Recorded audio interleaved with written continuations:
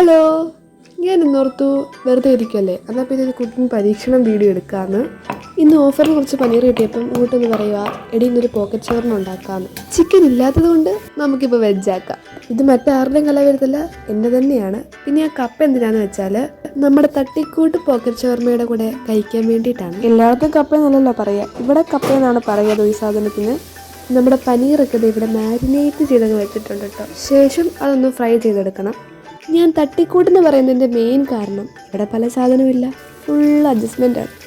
അതുകൊണ്ടാണ് റെസിപ്പിയൊക്കെ പറയാത്തത്, അല്ലാതെ എനിക്ക് അറിയാത്തത് കൊണ്ടല്ലെന്ന് മനസ്സിലാക്കാണമല്ലോ. പൊടിയിലൊക്കെ തട്ടി വെച്ച കപ്പ പിന്നെ എടുത്ത് വറുത്തു, ഒന്നെടുത്ത് കഴിച്ചു.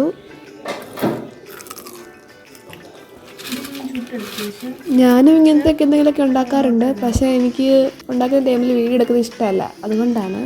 പിന്നെ മയോണൈസ് ഉണ്ടാക്കാൻ വേണ്ടി ഒരു മുട്ടയും ഗാർലിക്കും ഒക്കെ സെറ്റാക്കി.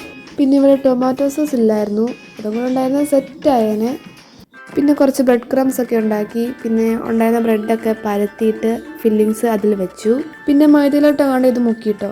എനിക്കിങ്ങനെ വോയിസ് ഓവർ ചെയ്ത് വീഡിയോ ചെയ്യുന്നത് ഇഷ്ടമെങ്കിലും യൂട്യൂബ് വല്ലായിട്ട് പ്രൊമോട്ട് ചെയ്യാത്തതുകൊണ്ടാണ് കോമഡി വീഡിയോ തന്നെ ചെയ്യുന്നത്. പിന്നെ പൊരിച്ചത് ഞാൻ കണ്ടില്ല, അതുകൊണ്ട് വീഡിയോ എടുത്തില്ല.